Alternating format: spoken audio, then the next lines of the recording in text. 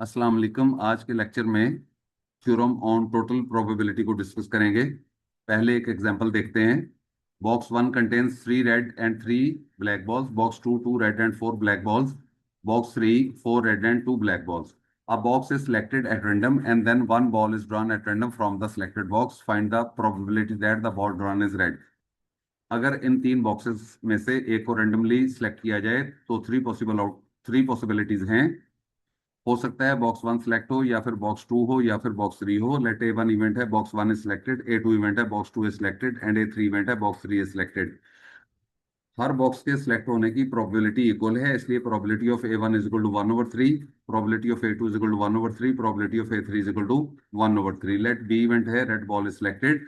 अब ये मुमकिन है कि बॉक्स वन सिलेक्ट हो और उसमें से रेड बॉल हो, या फिर बॉक्स टू सिलेक्ट हो उसमें से रेड बॉल हो, या फिर बॉक्स थ्री सिलेक्ट हो और उसमें से रेड बॉल हो। बॉक्स वन से रेड बॉल के सिलेक्ट होने की प्रोबेबिलिटी 3/6 है, यानी probability of red ball if box one is selected is equal to 3/6। Probability of red ball if box 2 is selected is equal to 2/6. Probability of red ball if box 3 is selected is equal to 4/6.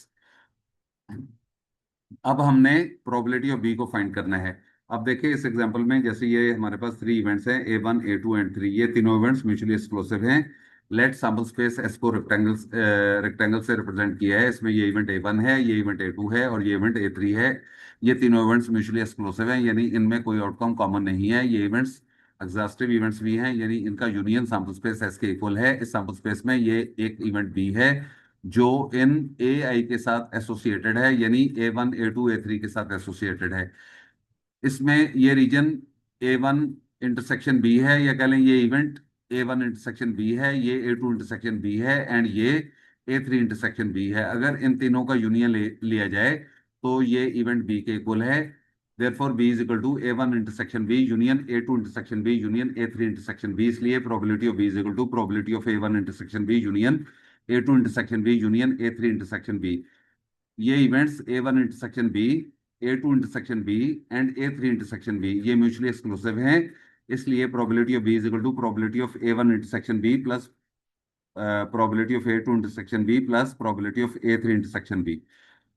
Multiplication rule of probability को apply करें तो probability of B is equal to probability of A1 multiplied by probability of B given A1 plus probability of A2 multiplied by probability of B given A2 plus probability of A3 multiplied by probability of B given A3। Probability of A1 is equal to 1/3. Probability of B given A1 is equal to 3/6. Probability of A2 is equal to 1/3. Probability of B given A2 is equal to 2/6. Probability of A3 is equal to 1/3. Probability of B given A3 is equal to 4/6. तो इन probabilities को यहाँ put करके इनको solve किया है, then we get probability of B is equal to 9/18। Simplify कर लें तो इट इज 1/2। अब हम थ्योरम ऑन टोटल प्रोबेबिलिटी को प्रूव करेंगे। If the events A1 A2 and so on up to AN are mutually exclusive and exhaustive, then for any event B, probability of B is equal to probability of A1 multiplied by probability of B given A1 plus probability of A2 multiplied by probability of B given A2 plus and so on up to probability of AN multiplied by probability of B given AN। Let sample space S को rectangle से represent किया है। इसमें ये event A1 है, ये A2 है and up to so on ये इवेंट AN है। ये इवेंट्स म्यूचुअली एक्सक्लूसिव हैं, यानी इनमें कोई आउटकम कॉमन नहीं है। ये इवेंट्स एग्जॉस्टिव हैं, यानी इनका यूनियन सैंपल स्पेस एस के इक्वल है। इस सैंपल स्पेस में ये एक इवेंट बी है जो इन AI के साथ एसोसिएटेड है। We may write the event B as B is equal to S intersection B. लेकिन एस जो है ये यूनियन ऑफ AI है, इसलिए B is equal to A1 union A2 union and so on up to AN intersection B। Now apply the distributive law,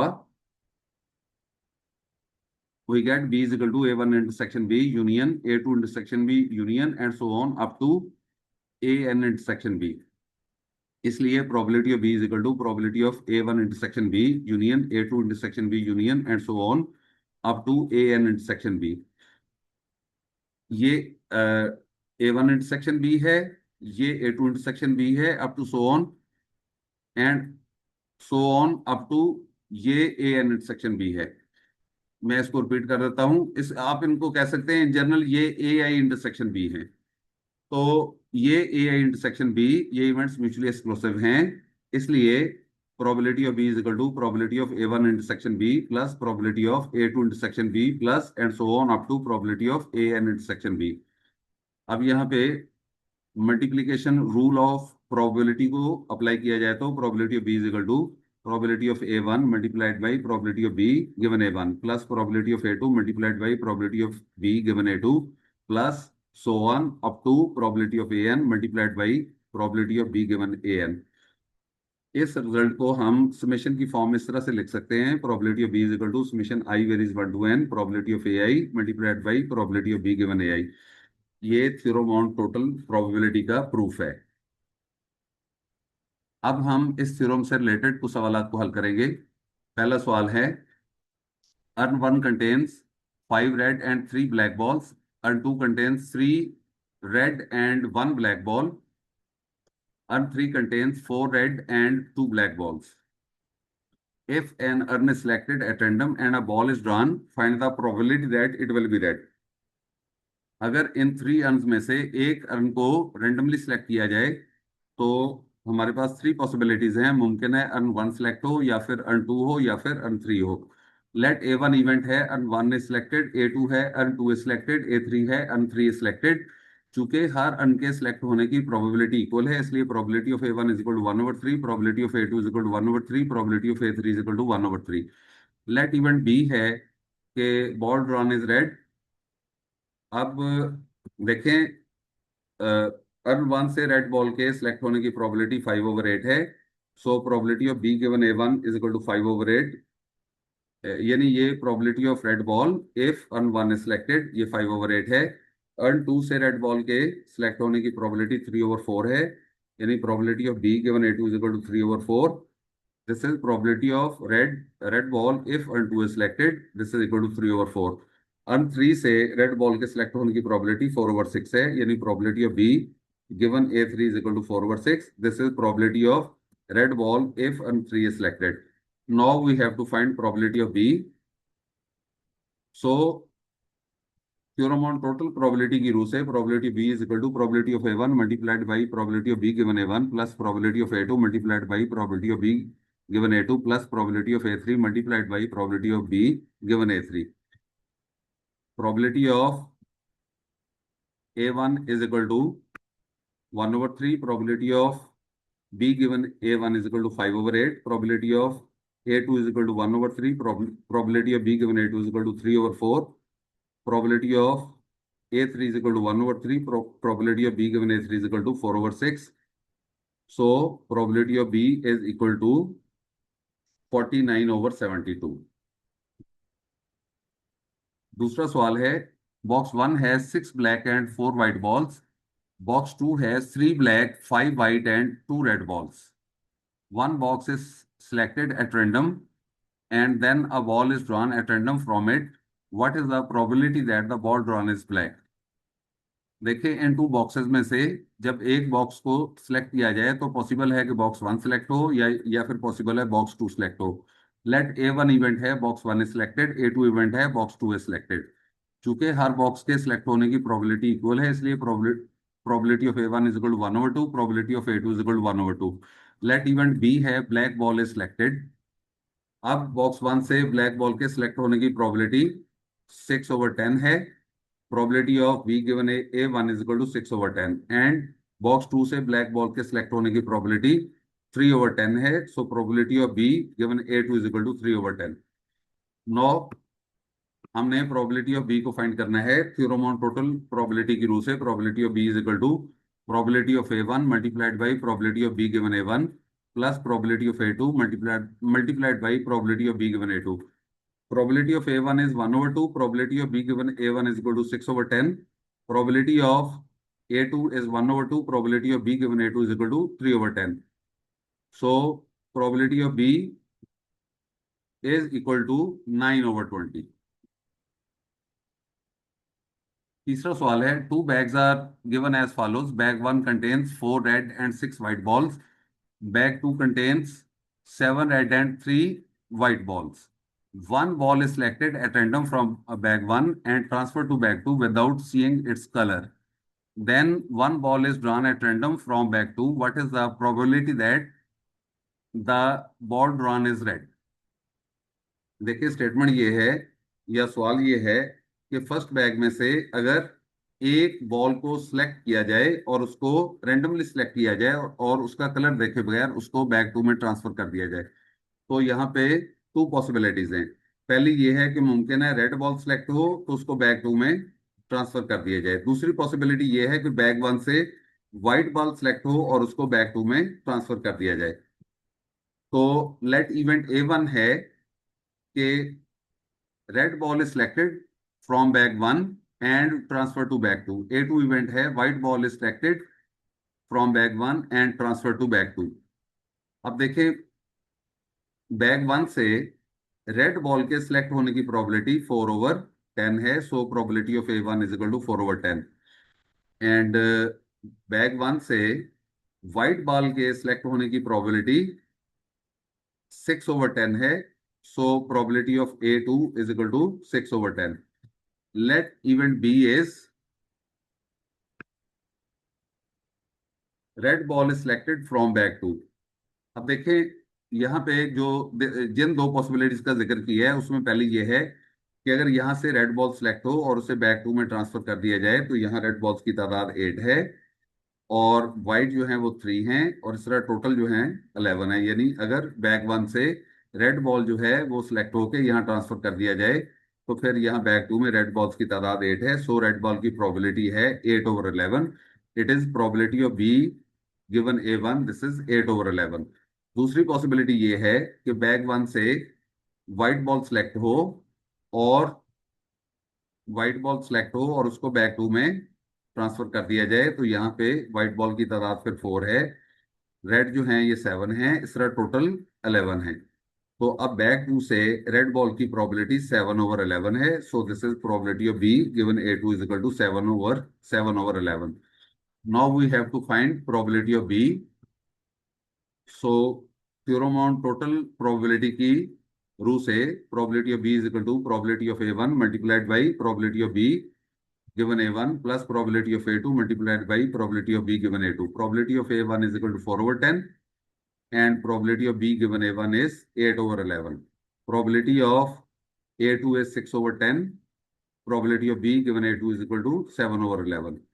तो इन probabilities को put करके इनको सॉल्व कर लिया है। Probability of B is equal to 37/55। Problem number 4 है two bags are given as follows. Bag 1 contains 4 red and 6 white balls. Bag 2 contains 7 red and 3 white balls. Two balls are selected at random from bag 1 and transferred to bag 2 without seeing their colors. When one ball is drawn at random from bag 2, what is the probability that the ball drawn is red?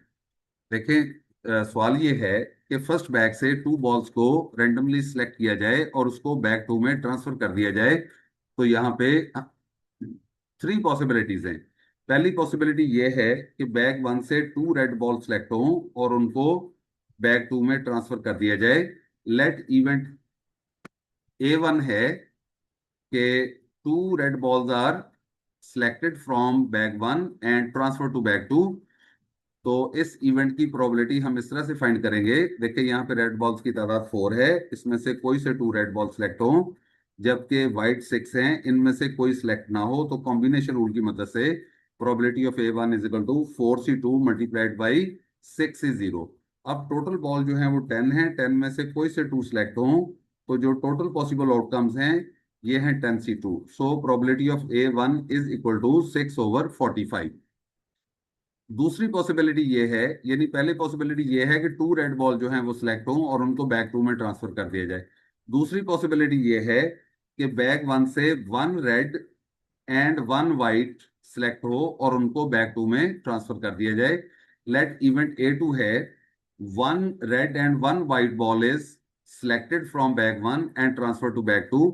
अब हम इस event की probability find करेंगे। देखिए यहाँ पे red जो है वो 4 हैं, इन 4 में से कोई एक सिलेक्ट हो और इसी तरह वाइट जो है वो 6 है, 6 में से कोई एक व्हाइट बॉल सिलेक्ट हो, तो कॉम्बिनेशन रूल की मदद से probability of A2 is equal to 4C1 multiplied by 6C1। अब चूंकि टोटल बॉल जो है वो 10 है, इनमें से कोई से 2 सिलेक्ट हो, तो जो टोटल पॉसिबल आउटकम्स हैं ये हैं 10C2। So probability of A2 is equal to 24/45। तीसरी पॉसिबिलिटी ये है कि बैग वन से दो व्हाइट बॉल सिलेक्ट हों और उनको बैग टू में ट्रांसफर कर दिया जाए। सो लेट इवेंट A3 है कि 2 white balls are selected and transfer to bag two. अब यहां से 2 व्हाइट बॉल की प्रोबेबिलिटी हम फाइंड करेंगे, यानी प्रोबेबिलिटी ऑफ A3 फाइंड करेंगे। तो ये जो 4 हैं, इनमें से कोई कोई बॉल सिलेक्ट ना हो, इन 4 में से कोई बॉल सिलेक्ट ना हो, जबकि ये जो 6 हैं इनमें से 2 व्हाइट बॉल सिलेक्ट हों, तो कॉम्बिनेशन रूल की मदद से probability of A3 is equal to 4C0 multiplied by 6C2। और ये टोटल 10 हैं, 10 में से कोई कोई से 2 सिलेक्ट हों, इसलिए ये है divided by 10C2। So probability of A3 is equal to 15/45। Let event B है कि red ball is selected from bag two. अब देखें, जिन 3 पॉसिबिलिटीज का हमने जिक्र किया है, उसमें पहली पॉसिबिलिटी ये है कि फर्स्ट बैग से 2 रेड बॉल सिलेक्ट हों और उनको बैग टू में ट्रांसफर कर दिया जाए। तो इस तरह यहाँ पे बैग टू में रेड बॉल की तादाद जो है वो इस सूरत में 9 है, और वाइट जो है वो 3 हैं, टोटल 12 हैं। अब बैग टू से रेड बॉल की प्रोबेबिलिटी 9/12 है, यानी this is probability of B given A1 is equal to 9/12। दूसरी पॉसिबिलिटी ये है कि one red and one white bag one से ये सिलेक्ट हों और बैग टू में ट्रांसफर हों। तो यहाँ यहाँ पे फिर रेड की तादाद 8 है, वाइट की जो तादाद है बैग टू में 4 है, इस तरह टोटल 12 है। सो अब बैग टू से रेड बॉल की प्रोबेबिलिटी 8/12 है। So probability of B given A2 is equal to 8/12। तीसरी पॉसिबिलिटी ये है कि बैग वन से 2 व्हाइट बॉल सेलेक्ट हों और बैग टू में ट्रांसफर हों। तो फिर यहाँ पे व्हाइट बॉल्स की तादाद 5 है, रेड जो हैं ये 7 हैं, टोटल 12 हैं।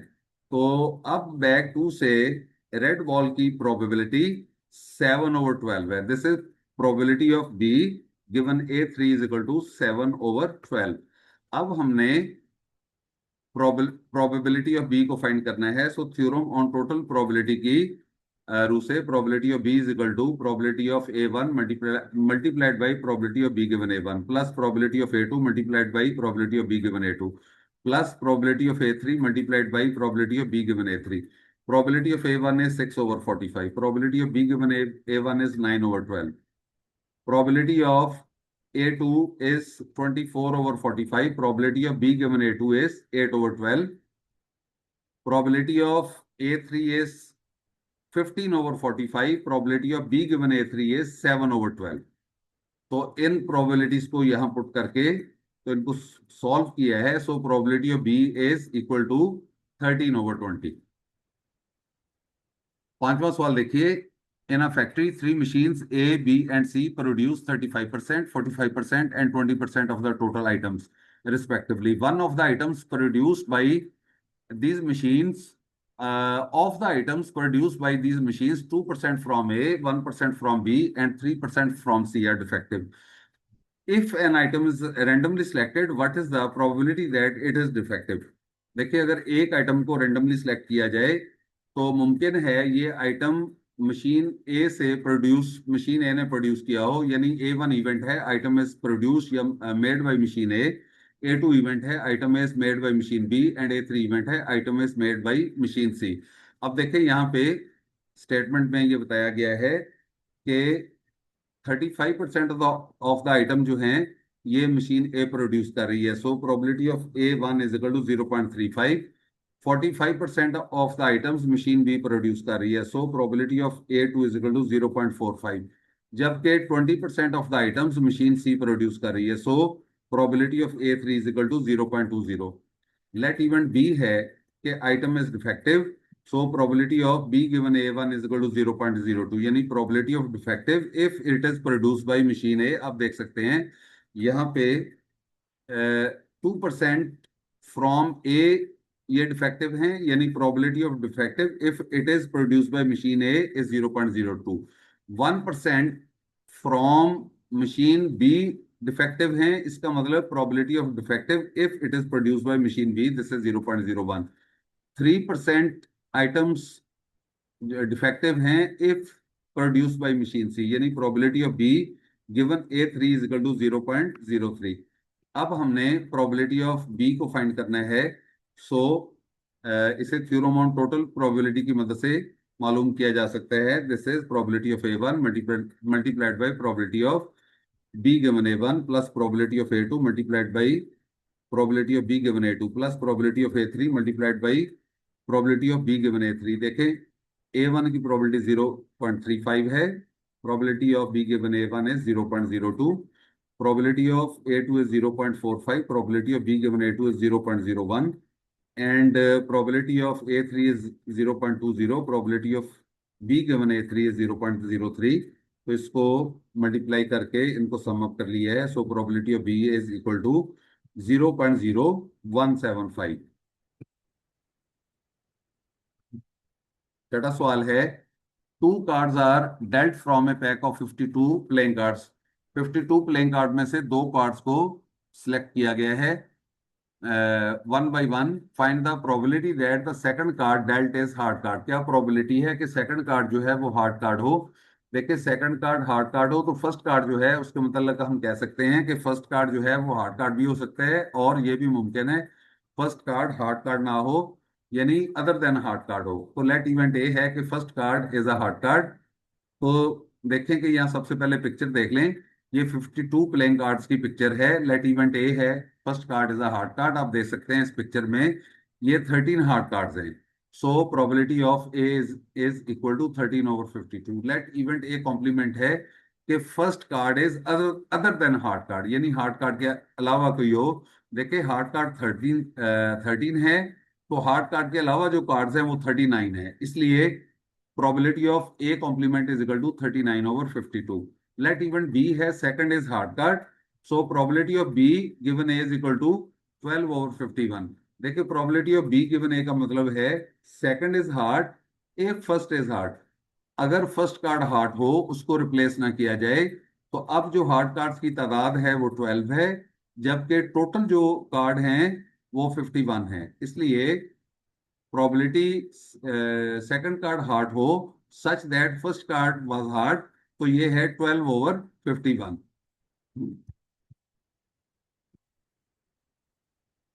No probability of B given A complement is equal to 13 over 51। देखिए बी क्या है, सेकंड कार्ड हार्ड हो सच दैट या given that first card heart ना हो। अब फर्स्ट कार्ड हार्ड ना हो तो फिर हार्ड कार्ड जो है वो 13 मौजूद हैं, जबकि फर्स्ट कार्ड जो हार्ड नहीं था उसको रिप्लेस नहीं किया गया। तो इस तरह सेकंड कार्ड हार्ड हो सच दैट फर्स्ट कार्ड जो है वो हार्ड नहीं है, तो ये प्रोबेबिलिटी होगी 13 ओवर 51, यानी this is probability of B given A complement is equal to 13 over 51।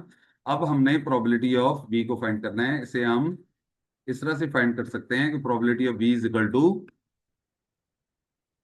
probability of A multiplied by probability of B given A plus probability of A complement multiplied by probability of B given A complement. Probability of A is 13 over 52. Probability of B given A is 12 over 51. Probability of A complement is 39 over 52. Probability of B given A complement is 13 over 51. तो ये इनको put करके probabilities को solve कर लिया। सो probability of B is equal to 1 over 4. Thank you very much.